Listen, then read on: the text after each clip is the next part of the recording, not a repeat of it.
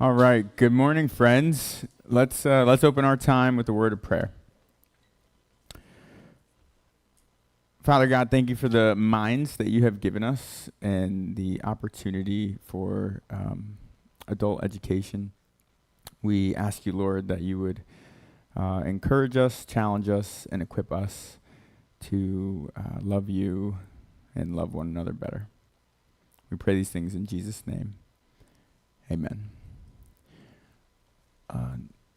Hey, can I steal this real quick? Noelle, Rachel needs another one. I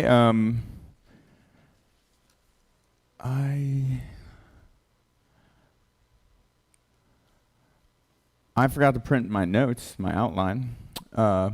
So Pastor Lindsay's being a great friend. And I'm waiting for her to walk in any moment. It's going to be awesome. Wow. Okay. So we have, there's going to be a lot of content today, and there will be some times to stop and ask questions, and I'm totally happy to help you answer those questions afterwards if we run out of time.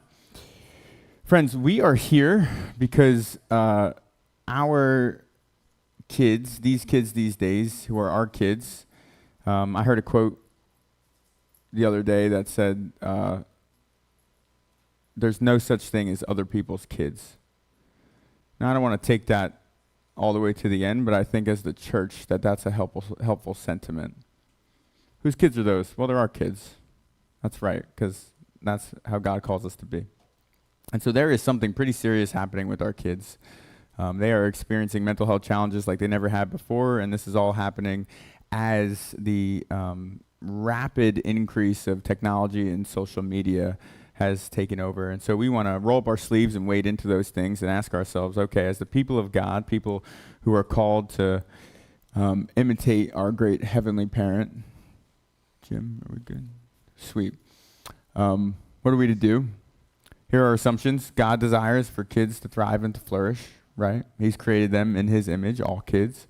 We are to imitate him, and that we want to go to the scriptures to guide us in wisdom. So we're going to do a quick lightning fast recap, and then we're going to dive into some new content today.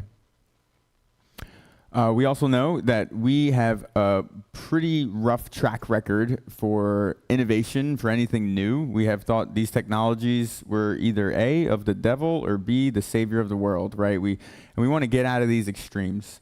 We want to be a people that stay away from assimilation when it comes to technology. Nice. That's awesome. We want to stay away from assimilation. We want to stay away from revolution. We want to stay away from escapism. And we really, as the people of God, want to engage in critical engagement with anything new. And so to do that, we are called to test the spirits, not to just get carried away by the sort of wisdom of the age. And what that is going to mean for us is that we are in the world, not of it, right? We're going to be up close and personal, and our faith is always expressed in and through culture, and technology is a part of culture. But we don't want to be of the world. We still want to be in the way of Jesus. And so our question is, will media, technology be a wall? Or will it be a bridge? And if it's going to be a bridge, what size should it be? And we're talking about this because something that is definitely new, but a term I want us to be really comfortable with is that kids these days are digital natives. That means they grew up in a world where technology is normative. Social media, iPhones, supercomputers in our pockets, totally normative. Who here remembers their first phone number? And I don't mean cell phone, I mean like house phone. 732-303-8977. Pretty easy one, actually. That's not bad, right? That's my first. I learned that. I think I might have been 8 years old, 7 years old. I'm not sure. I was talking with my wife, Noelle, who's a teacher, and we were sharing about some of our experiences with kids. And most kids these days don't know their own phone number, right? And she had an experience where she had a student that she was trying to help get home or get in touch with another student. She said, hey, can you give me your best friend's phone number so I can call them. And that student said, I don't have my best friend's phone number. What do you mean? Well, I communicate with them on Snapchat. I don't have their phone number. Now, some of us bristle at that. We're like, oh my gosh, kids these days, they don't even know their own phone number. This is the different world that we're living in. They are digital natives, and it is different, and some of it is dangerous, but not all of it. It's just different, and we are digital immigrants. And so we're called to bloom where we're planted and to engage in critical engagement. All right, that was a sort of lightning fast recap of what we talked about last week. If you missed it, there's an outline. It was live streamed. Does anyone have any questions from sort of just that brief summary or any clarifying questions for what we talked about last week?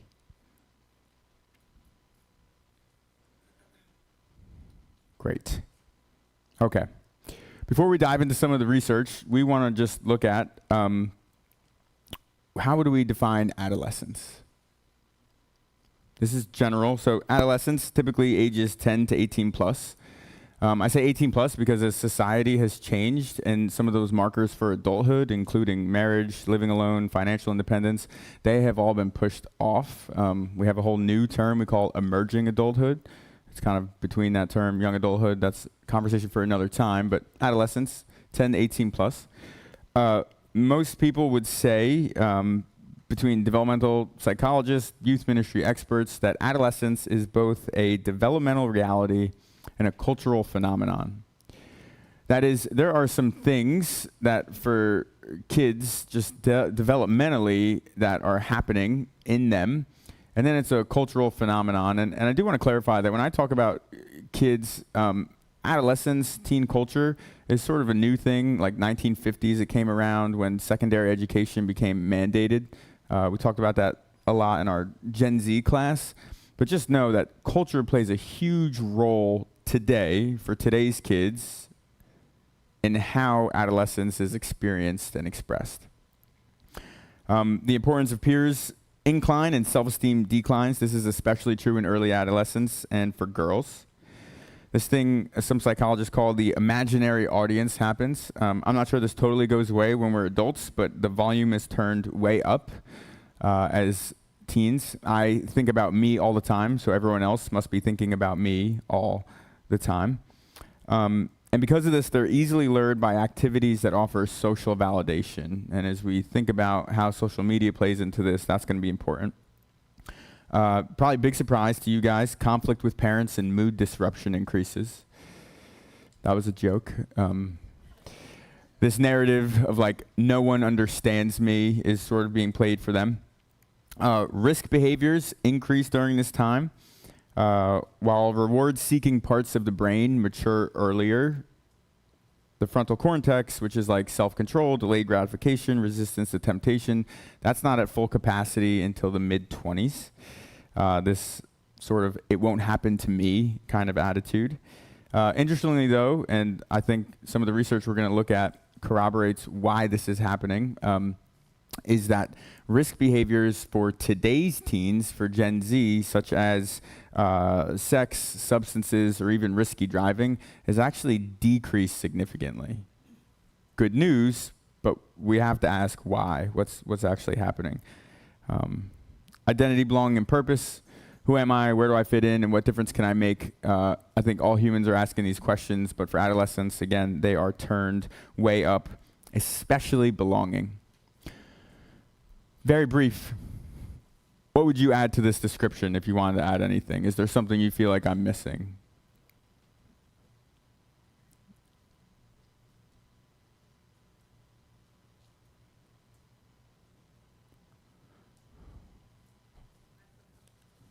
Mental health, sure. So these are adolescents in general, but that's a great question, actually. Have adolescents always struggled with mental health issues? We're going to get into that. That's great. All right. One more framework before we look at the research is that when we are testing the experience, when we are discerning anything, we want to look at the fruit. This comes from the words of Jesus himself in his most famous teaching, the Sermon on the Mount, where he discusses kind of discerning who, or I would say even what, is for us. This is his litmus test, Matthew chapter 7, verses 16 to 17 and 20. You will know them by their fruits. He's talking about teachers. Are grapes gathered from thorns or figs from thistles? In the same way, every good tree bears good fruit, but the bad tree bears bad fruit. Thus you will know them by their fruits. We want to look at the fruit of technology and social media and the way that we've been interacting with it over the last several years. And what sort of fruit are we looking for? What's the good fruit? Well, Paul tells us in Galatians pretty clearly, the fruit of the Spirit is love, joy, peace, patience, kindness, generosity, faithfulness, gentleness, and self-control. That's the fruit we're looking for. Now, I also want to reiterate here that there's no condemnation or that sort of judgment in this class. That's not the point. We're all here because we want to grow in our love for the next generation and perhaps maybe even grow in our own relationship with social media and technology and how we help redeem what's happening in mental health. So, what about the digital landscape? We're going to start there with technology, and you see a picture of that book up there. That is The Anxious Generation by social psychologist Jonathan Haidt. A lot of the research in here was compiled by him and another researcher, Jean Twenge, and some other resources. But his work, I would say, is maybe one of the greatest articulations of sort of what is happening today, the research and the history that we've seen. Haidt is an atheist, but I would say that he is the most pro-faith atheist that I have ever read. I mean, he's like, hey, all these things about faith are great for you. I just don't believe it. I'm like, okay, well, thank you, Jonathan. That's helpful. But we can learn from all sorts of people, right? Great. All right.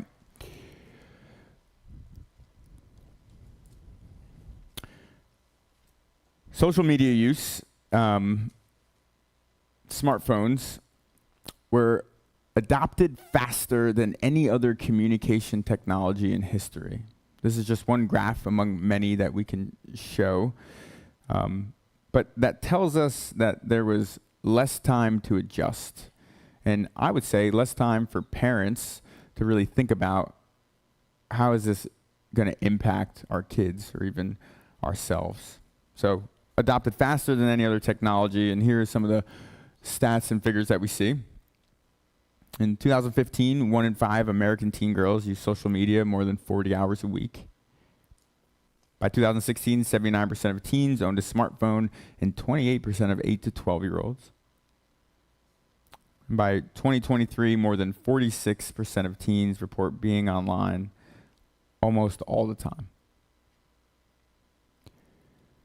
We're talking about teens, but I think it would be a good idea to just be reflecting and saying, what would my own numbers report? What does this look like? I was going to mess around with you guys and be like, all right, we're all going to do a screen time inventory. It's like a little app on your phone. And then we're going to post it up on just kidding. We're not going to do that. But it's important. Continuing, 75% of teens check phones as soon as they wake up. 40% feel anxious without phones.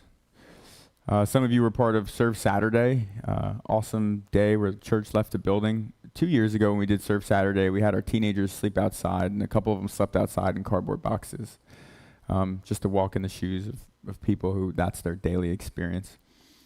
And, we're like, wow, there's some kids willing to do that. That's really cool. And so part of that was like, you can only bring one thing with you, and it can't be your phone, right? This is sacrifice. And there was 2 of our kids who had such a huge reaction to not being able to have their phone with them as they were going to sleep. I mean, almost full-blown anxiety attack. That you know me, I'm not afraid to hold someone accountable. And I said, hey, we're not gonna fight that battle right now. You can keep your phone. I mean, it was that serious. And we're talking about with a group of people, their house is right far away. The anxiety and the separation is real. And then there's this other statistic, is that nearly 70% have received support through social media during tough times. Okay, so it's not all bad. Great. But we'll see later, how does that factor in? I want to talk a little bit about the power and influence of social media. I think you could probably have in a whole adult ed class about this. And I'm actually sure if it's not too helpful to get overly interested in the mechanics of why social media is so engulfing. I think we could talk a lot about that and sort of get away from a solution. Almost, I don't want social media to be the scapegoat. Oh, it's so bad, it's taken over, there's nothing we can do about it. I don't believe that's true at all. But there are a couple mechanics that we should know, especially when it comes to our teens. For teens, they're really susceptible to what psychologists call conformity bias. That is, they are motivated to copy whatever is most common. Motivated to copy whatever is most common, conformity bias. And then also prestige bias. Again, it's not only teens, but they're very susceptible to this, which motivates them to copy whoever seems to be the most accomplished or prestigious. Teens want to copy whoever seems to be the most accomplished or prestigious. So, when you can comb through 1,000 data points that are curated to what you will linger at and look at longer, these two things go through the roof. And so Haidt would say that social media is the most efficient conformity engine that the world has ever created. Which is, we actually see these like sweeping trends of things that are like, what do you mean people are ripping off soap dispensers in the bathroom? Well, TikTok told them to do it, and now there's nationwide soap dispensers being ripped off in public school bathrooms. Like, wow, conformity bias. There's also some good things, like, hey, we should do this prayer at this time, and then nationwide these kids are praying this particular prayer. But conformity engine nonetheless. And then the best comparison for social media and the algorithms that these companies have come up with, which they make money on the attention and time that we spend, is to slot machines. And the one mechanic there is that they operate on a variable ratio reinforcement schedule. What that means is that the number of inputs to get a reward varies. So you never know when you're going to get that reward. Is it going to be after 2? Is it going to be after 4? Is it going to be after 1? Is back to back? And that really keeps us going. Quick show of hands. Has anyone ever scrolled through any sort of social media longer than you intended? Great, our kids aren't alone. And everyone who didn't raise their hand doesn't have it. That's my guess. That's just a guess, but or you guys are really self-controlled, and that's awesome. Fruit of the Spirit. Okay, so as we just proved with that little hand-raising exercise, it's not just teens, but since we're talking about teens, I want to talk about parents specifically, and here's just one statistic of many. 60% of parents feel they are sometimes or often distracted by their phones when they are spending time with their children. Okay, it's not just teens. Families are being impacted in a multitude of ways. Great. So it's kind of like, so what? Okay, we get it. The iPhone social media marriage, super powerful, took over really fast, but so what? What's the impact? What has happened? And I want to show us a little timeline before we get into some of the mental health statistics. First iPhone comes out in 2007. By 2008, we have Facebook, which is going to be the first major social media application. 2010, the iPhone 4 comes out. That is significant because that was the first forward-facing camera. The selfie is invented, at least the easily accessed selfie. And at the same time, this is interesting, Instagram comes out in 2010. Why that's so significant is because Instagram was only on phones for the first couple years. So now it's really honed in on this social media phone in your pocket 24/7 all the time. And then by 2012 and 2013, smartphones and social media, that combination reaches the majority of homes. So keep that 2012, 2013 number in your head a little bit as we look at some of these statistics. But you're also going to see in some of these graphs a shaded region. That shaded region is from 2010 to 2015. And that's what Haidt refers to as the great rewiring of childhood. Sort of as phones and social media got into the hands of our preteens and teens, this is the result, or at least we can track the pattern. And he says this: social patterns, role models, emotions, physical activity, and even sleep patterns were fundamentally recast for adolescents over the course of just 5 years, 2010 to 2015. Okay. Yeah, sure. Should have put up on a slide. It's also probably in your notes. Yeah, but I'll happily read it again. Social patterns, role models, emotions, physical activity, and even sleep patterns were fundamentally recast for adolescents over the course of just 5 years. Right. Okay. So let's take a look at mental health. This is the percentage of teens who had at least one major depressive episode in the last year going through 2022. As you can see, it has more than doubled since 2010. You have a couple statistics on the next slide. Depression and social connection has strong links. Great. Okay. Social connection has been impacted. We see depression go up. If we think about depression, we also think about anxiety. Now, this is a little bit of an older age data set, but I just wanted to show this particular graph because you can see that the younger ages are so disproportionately impacted by this marriage of smartphones and technology and social media, to the point where even in these studies, the 50 to plus category is less anxious. It's a huge, huge difference. Again, not that adults aren't impacted, but that teens are especially impacted. Now, please pause it up. Yep. I just thought it was interesting to see that, like, we all have heard a lot about COVID and the impact of COVID, but like the slope coming out of COVID is really no steeper for young people than the years before that.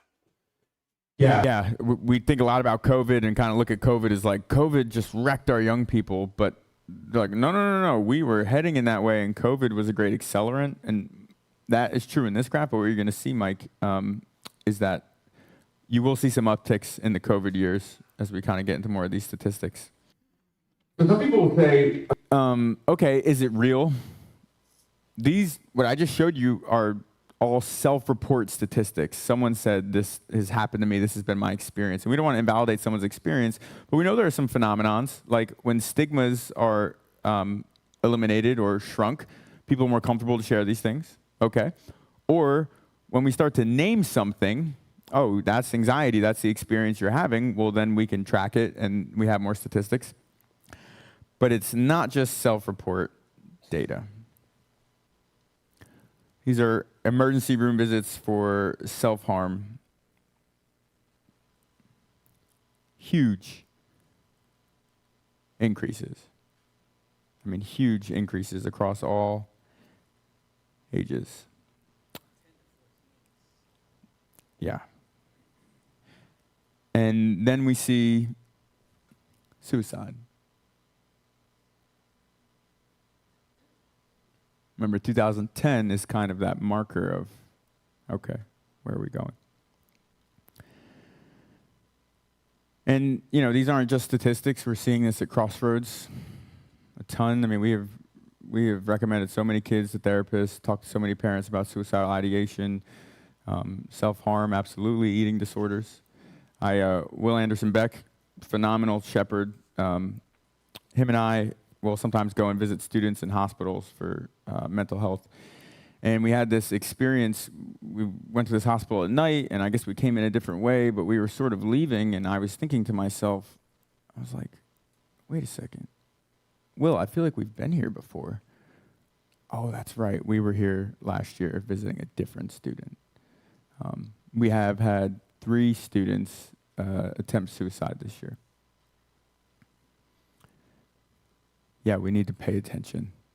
Something is happening to our kids. In my 7 years that I've been the director of Crossroads or part of that team, I've never had a student attempt suicide. We've had suicidal ideation, self-harm, and again, these are statistics that we're seeing. That's just our sample size, but this is very, very real.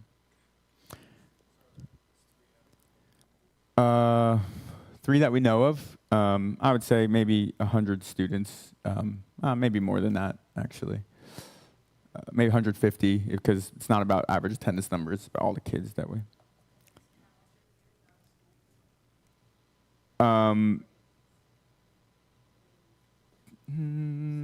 Let's say calendar year, yeah.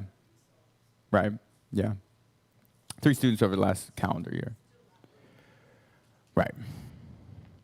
And Hyatt has discovered that the research says that these statistics aren't just true in America, they're true all across what he calls the Anglosphere. So that is like English-speaking countries, Australia, England, Canada. I don't know the stats on just industrialized countries. I know what my guess would be, but just for us to pay attention is like, oh, this is a phenomenon that's happening to people where this technology and this social media and these age groups has happened. He makes a ton of arguments for like, hey, unemployment wasn't down, and you know, all these other things that we typically look to for mental health factors. And he's like, there is nothing else to explain this. He names 4 foundational harms for our kids. He talks about social deprivation, teens spending 6 to 8 hours a day on screen-based leisure activities. And with that has come the daily time with friends has sharply increased. And when I say with friends, I mean face-to-face, in person with friends. And just less time with friends or with peers face-to-face has links to mental health. He talks about sleep deprivation. Sleep deprivation for teens has been on the rise for years, and there are studies that link this to tech use, the more social media use, the less sleep you get. And of course, poor sleep leads to poor mental health outcomes. I don't have to tell you guys that. He talks about attention fragmentation, that for communication apps alone, the average teen gets 192 alerts a day. Yeah. This is super interesting. One study found that intellectual performance was best when phones were left in the other room, was worse when phones were visible, and fell somewhere in the middle when they were in the pocket. Best, totally away, out of sight. Worst, visible, in the middle when they're in the pocket. We could feel them, but we can't see them. And so I think that's should really inform our faithful way forward. And then there's addiction. Again, we talked about that slot machine thing. There are certainly teens who have experienced like full-blown addiction, but I actually want to say that I don't think that's a super helpful use of language.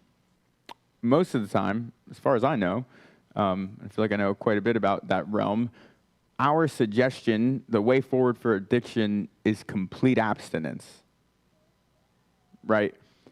That's not what we're suggesting. Maybe at a certain age, but we're not suggesting like, hey, just don't ever use technology again as you mature and become an older teen and an adult.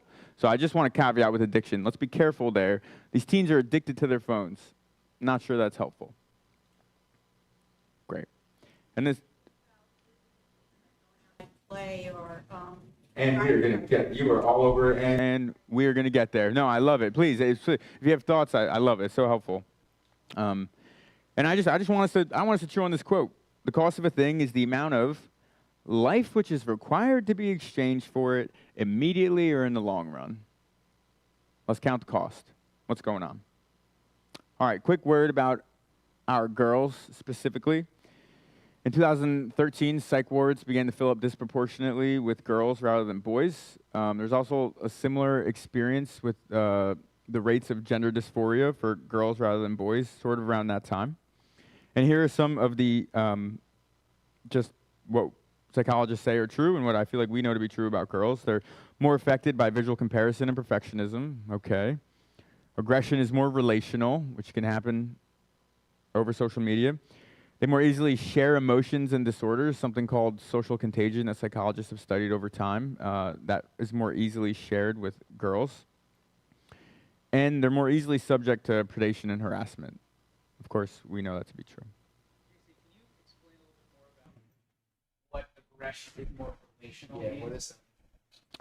Aggression is more relational for girls. The idea is that it might be easier to explain what it's not, is that for boys, it's typically more physical. They take out aggression through wrestling or even fighting, physical altercations. That's much less the case with girls. Their aggression might be expressed more relationally as a not physical. Thanks, drama, gossip. I don't want to generalize or paint girls in one way or paint boys in one way, but here's general trends that we're seeing. Is like, hey, why is social media, why are these psych wards filling up with girls? What do we know to be generally true of girls? Right. I think boys' aggression, I think boys can be dramatic and gossipy too. So, speaking of, a word about our boys. Hyde tells a story and shows some statistics. Now, we saw them, so it's not like, hey, boys are fine, girls are not. I think all our kids are going to be fine if we step up and be faithful, but there's a serious issue going on with both. But the story for boys, he says, is longer and more gradual of a decline. For girls, it's very clear. Whoa, technology, social media came out, it's a poof, went way down. He attributes this a little bit to online video games, which also kind of came on the scene slower, has diminished some face-to-face interaction. To be fair, there can be some positive benefits, but not when it replaces face-to-face interaction or after it reaches X amount of hours. I don't actually have the statistics on that, but that's the conversation. Then there's pornography, and I really, really want to say that that is not just a boy thing. It is more a boy thing, but with the onset of supercomputers and pockets, the numbers for girls have actually increased at a much steeper rate, but the general numbers for boys is much higher. Average age of first exposure, 11 years old. That's just breaks my heart. And then Hyde talks about some societal shifts. Boys are engaged in less risk, and he quotes scholar Richard Reeves, who says, an economy that no longer rewards physical strength, an educational system that prizes the ability to sit still. Just some shifts in society, service industry, what's going on in schools, which are both things that boys either excel at or don't excel at, like sitting still. We're going to get into more of sort of that, but I just want to say the results are in. For a long time, people said, well, teens receive support, and so, I don't know, social media is kind of fine. We don't really have the data to say that it's causing some of these issues, and it seems like it's really bad for the kids that are already struggling, but for kids who are thriving, it's not so bad. It kind of depends on family, it depends on socioeconomic status. The results are in. Surgeon General, social media poses a profound risk of harm to the mental health and well-being of children and adolescents, and there are study after study. It is no longer just correlation, but causality. Okay. Sure. Teens say that social media gives them a connection with friends, and that may be true, but the results are in. It is not nearly as helpful as what it has replaced. You guys were kind of jumping up and going for it. I love it. Any questions about those stats, anything we just talked about?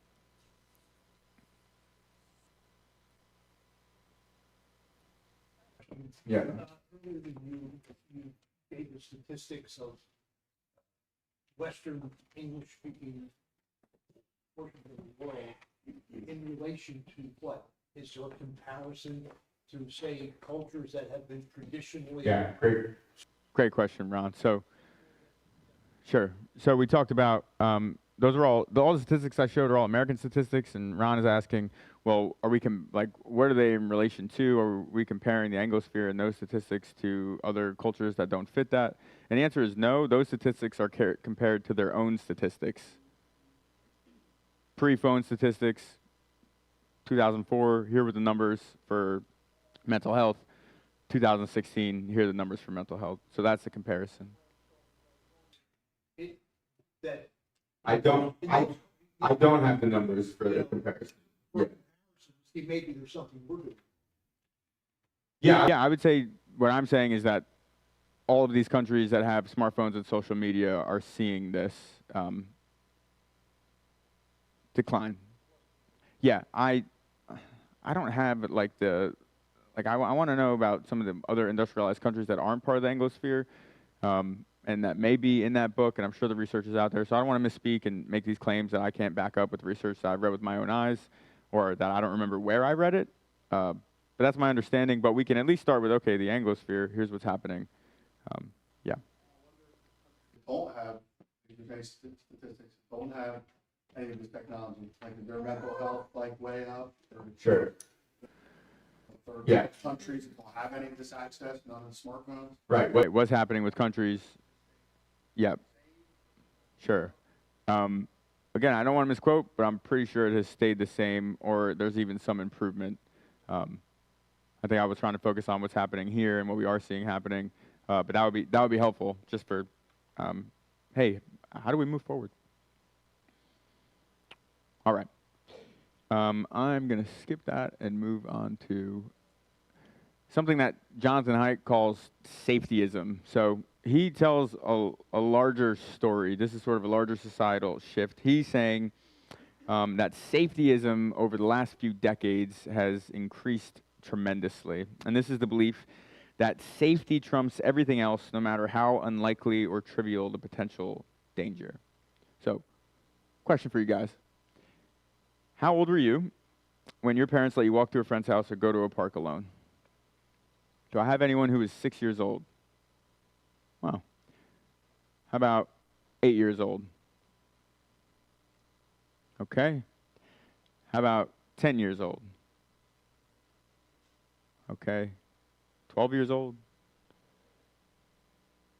Interesting. So generally, Gen X and older, I'm not going to name that age, I'm not sure, maybe 40 years old and older, say 6 to 8 years old. And for Gen Z, the range is 10 to 12. Again, this is generally, because some of you just kind of disproved that, but you actually, I think it fit pretty well in that range.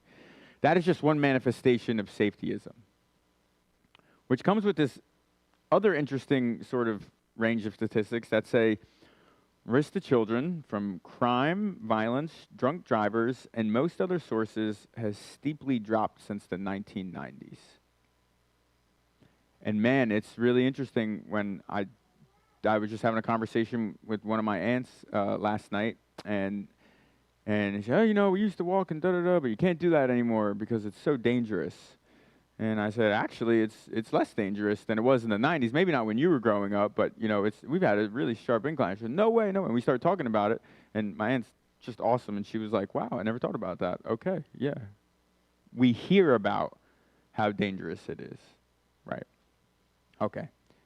Safetyism, which has led to a decline in play and hanging out, like we said. These studies of kids being face-to-face, hanging out with friends, but also unsupervised hanging out of preteens, teenagers has declined significantly. Studies show that humans come out socially, cognitively, and emotionally impaired when they're derived of play, independent play, and physical risk-taking. That these things are so important, but those things have all declined. Jonathan Haidt talks about we used to have these play-based childhoods, and that declined and became a phone-based childhood. You know, we like the iPad kid, we say that. And again, it doesn't have to be all or nothing, but it's like we have gone way too far in one direction. Okay. Safetyism and parenting. Society is structured, even legally in some ways, to sort of produce, condone safetyism. And this is the argument that Haidt makes. And again, it's not without its merits, but I'm just saying the pendulum has swung. There's a sociologist, Arnett Leroux, that talks about these two different forms of parenting, concerted cultivation and natural growth parenting. Concerted cultivation is like the carpenter model, where you need like exact measurements, and it takes just an extraordinary degree of care and training. Think like baby Einstein and hours of lessons, and like this is what kids need. Then there's the flip side of that, which is natural growth parenting, which says, no, honestly, if you let kids be, they will become competent and responsible adults without a great deal of hand-holding. The shift has been towards concerted cultivation in the physical realm, and it's sort of interesting because in the digital realm, it's all natural growth. Here you go. Have at it. And so it's not like, oh, this one's worse and this one's better. You know, research is saying that a harmony between the two is actually really helpful. But we see where we have helicopter parenting, right, which is associated with later anxiety disorders, this kind of overbearing. That's a little more concerted cultivation. Has anyone ever heard the term stranger danger? Right? It's like kind of a relatively new phenomenon, relatively new in like the last several decades, but it's a thing that happened in culture, and then it blew up and it became popular. And it really just isolated parents. Where it used to be that everyone was parenting your kid, right? It was like a village mentality. Now, all the burden is on parents to do it yourself. And it's even like, well, you can't tell someone else how to parent your kid. It's like, no way. It's like, these kids are our kids. Hey, get out of the street. What are you doing? My aunt told me another story last night that her and her friend, they're like 7, 8 years old, and they want to go to the beach. And so they saw in a cartoon that you could tie like a bandana with your belongings to a pole, and you could kind of walk. So they're on the side of the road. They're in Rumson, and they're hitchhiking. And this lady stops by, and she says, "Oh, hey, girls, where are you going? Where do you want to go?" And she says, I want to go to the beach." "Great, get in." "Where does your mother live?" Whew, right to the house, right? Like that's what we're looking for. But we're losing it. We're missing it. Like, front porches are extinct, right? Okay. And so the Surgeon General says this about parents in a new mental health advisory, not for teens, for parents, that they're too stressed to function. 48% of parents feel completely overwhelmed compared to 26% of people who don't have children. And I just got to say, wow, I think the church is just so uniquely positioned to do something about this. This community where we're seen, known, and celebrated, where we come together, we can be accountable and honest. Okay, as we move into the way forward, I want to talk about something called the right kind of suffering. Our kids are going to suffer. As Mariana Brusoni, child development psychologist, says, we are to keep them safe as necessary, not safe as possible. Right? Paul says it this way: not only so, but we also glory in our sufferings because we know that suffering produces perseverance, perseverance, character, and character, hope. There's this phrase, anti-fragile, which describes things that actually need to get knocked over now and then to become strong. There's this experiment of growing these trees in this biodome in perfect conditions, and when the trees reached maturity, they actually fell over. What they had discovered is that there was no wind in the biodome. The wind pushing the tree helps the roots grow strong so that when it reaches maturity, it could hold its own weight. Psychologists say, and I feel like we intuitively know, and God teaches us if we look at the scriptures, that kids are anti-fragile. That they need these risks and things to grow, that thrilling experiences actually have antiphobic effects. But healthy development depends on getting the right experiences at the right age and in the right order. And we put the cart before the horse when it comes to the physical world and the digital one. The things they're learning and experiencing in the digital world, is absolutely the wrong order. On social media, even small mistakes can have huge costs and live on forever. Haidt says this: children do not evolve to handle the virility, anonymity, instability, and potential for large-scale public shaming on the virtual world. In the virtual world, even adults have trouble with it. Adolescents are most susceptible to those things. All right. So we have technology. Rapidly takes over culture. Then we have this sort of other thing happening in the background. We can call it safetyism. We're just sort of isolating people. We want to be safe for the sake of being safe, not knowing that being overly safe actually has consequences. And from all that, we see this abysmal picture of our kids, these kids these days, suffering mentally.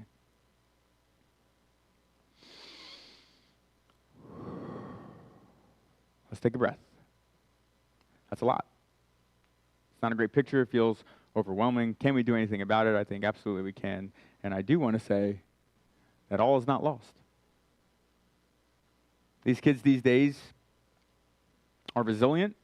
They're highly likely to volunteer. They're inclusive. They care deeply about the environment. The majority believe in God and identify as spiritual. And when I say that they're resilient, what I mean is that they are still doing these things in spite of what they've been given. As far as resilience as a character trait, that has been down. but all is not lost. Where do we go from here? I think we need to consider the story that I just laid out, that Hyatt lays out in his book, that we're all sort of talking about. Because I'm convinced that the answer to that story is to invite our kids into a better one, into a better story. One that is not phone-based, without restriction, or physically risk-free, but a better story. And I would say you can tell a lot about a story by its title. When it comes to your kids or the kids around you, how would you title the story you're inviting them into? And here's just a few examples of titles I feel like I've heard and I've seen.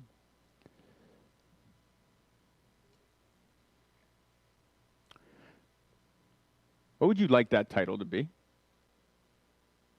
And this is going to be really important. What role do your kids play in that story? Now, this is a big global sort of idea. It's not just specific to technology, but we can also ask, what would the chapter on technology say? For your family, for the kids that you see in the community, for the kids that you have influence on in our church or in any of your sphere of influence. Again, that's a pretty abysmal story, and so I think we need to invite our kids into a greater story. Story of God's love and redemption of the world, that they are a child of God in that story. Partnership with God in the no matter what community of the church, quite different from the social media experience, as his agents of love and reconciliation with some actual ability to make a difference, and being formed into the likeness of Christ by the power of the Spirit through blessing and suffering. We want our kids not to not suffer at all, but to suffer well. I know that's hard. So the next faithful step. Start where you are, not where you should be. Author Margaret Gunther says, beware of the first week of Lent syndrome. I'm going to give up food.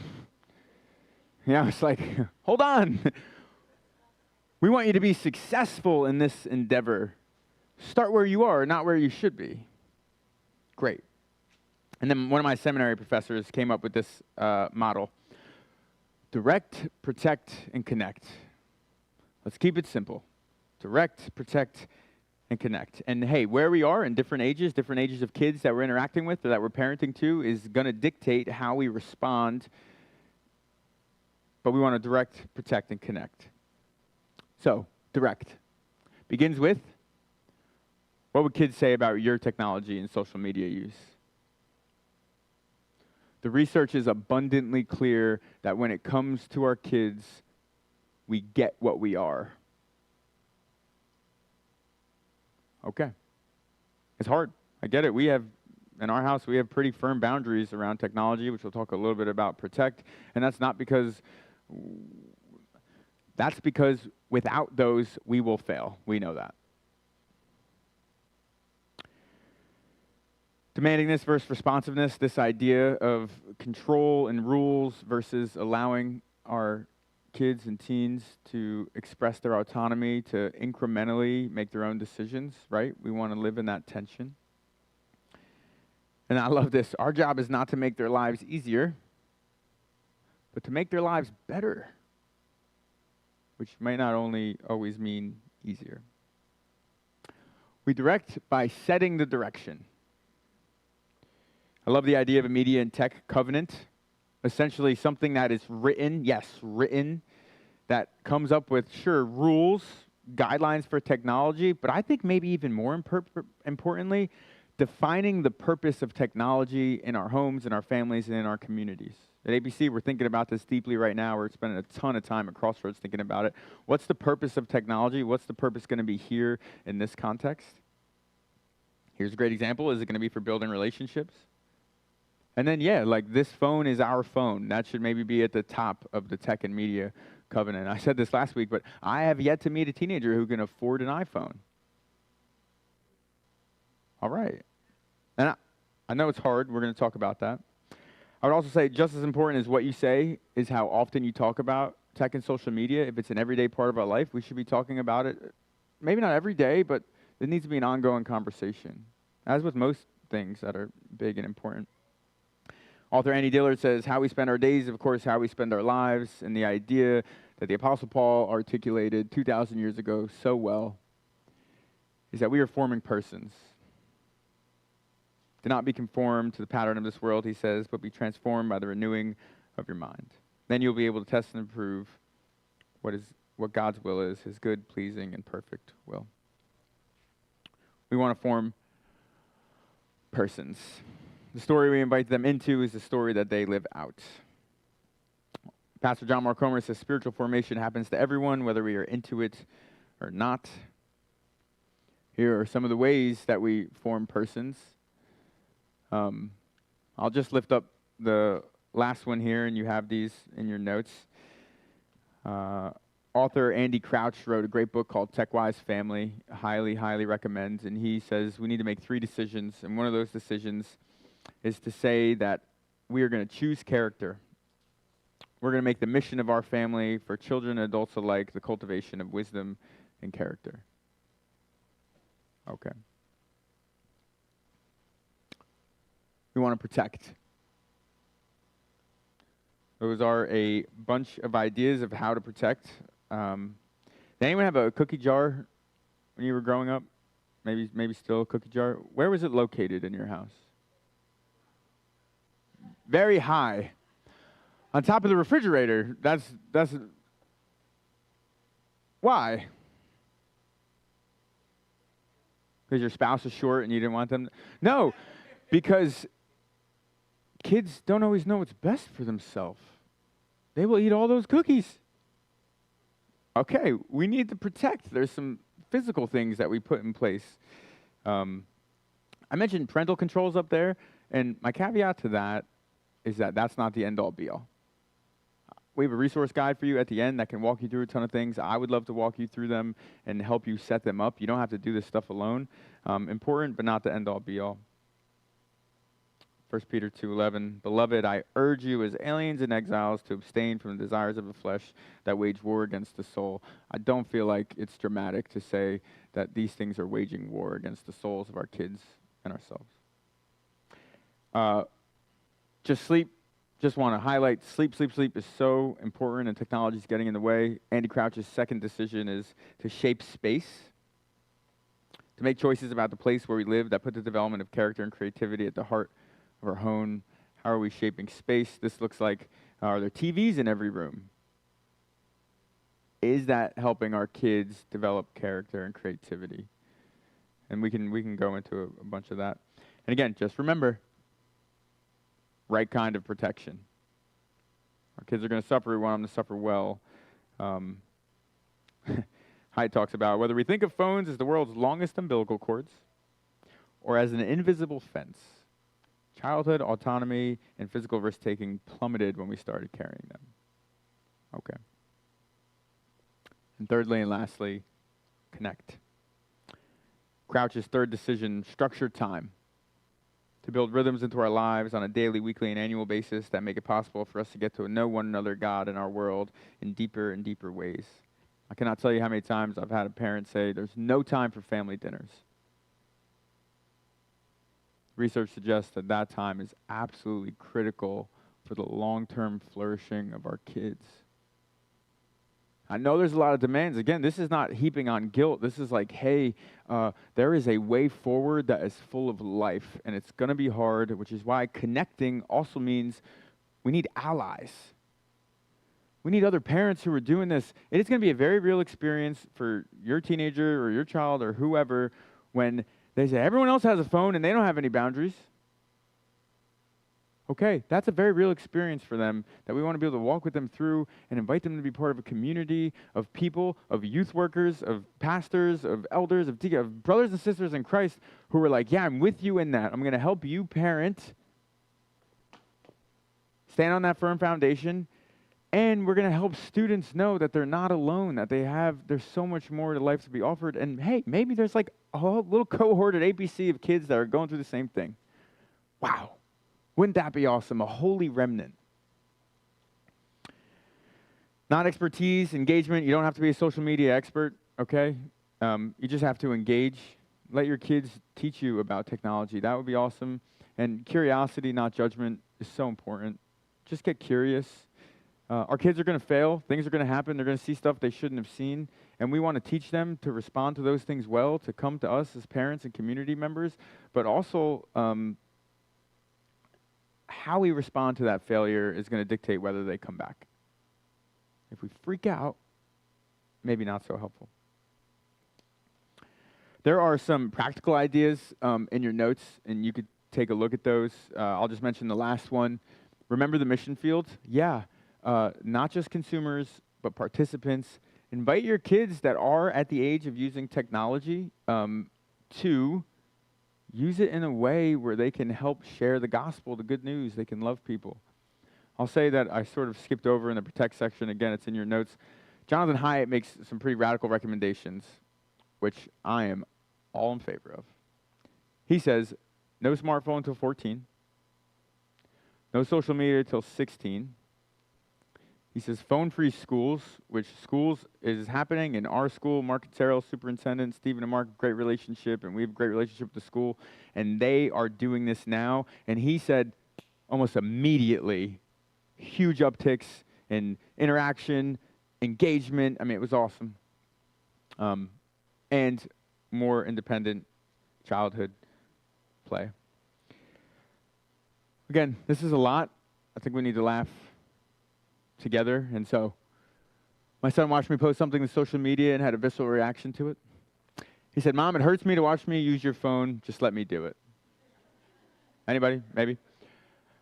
How about this one? One of our kids asked me if they could unfriend their grandmother on Facebook because she comments so much on everything. I told him no, but honestly, I was sort of wondering the same thing. Or, okay. The assistant principal at their school sent this email with a list of the students who were at risk of flunking with reasons why for each one. It was supposed to go to the teachers, but he sent it to every parent at the school. Brothers and sisters, as we close here, good news. It's never too late. The good news of Jesus, the grave-robbing, tragedy-turning, life-animating good news of Jesus is that it's never too hard and it's never too late. And man, he gave us each other to do this. Love counts double. It covers a multitude of sins, right? You don't need to be an expert. You don't need to be perfect. And I love what Pastor John Mark Comer says. There is no problem in human life that apprenticeship to Jesus can't solve. And I dare you to try it if you're questioning it. Because, man, it's so good. There's going to be some backlash. We're going to have to test the spirits, and we're going to need each other. And just my closing question for you is, what's your next faithful step on this journey? There is, we're going to actually skip Q&A. I will hang out a little bit after. I'm sorry to do that to you guys. Pastor Lindsay has an awesome announcement, and we ran out of time a little bit. This is a resource guide that we will send out to you that has a list of podcasts, books, articles, instructions for filtering guides. Sorry, Ron, we do not have time. Sure, real quick. Thanks, Ron. We are at a crossroads. That's absolutely right. So scan this if you want it. Please turn it over to Pastor Lindsay. Thank you, everyone, for investing in this.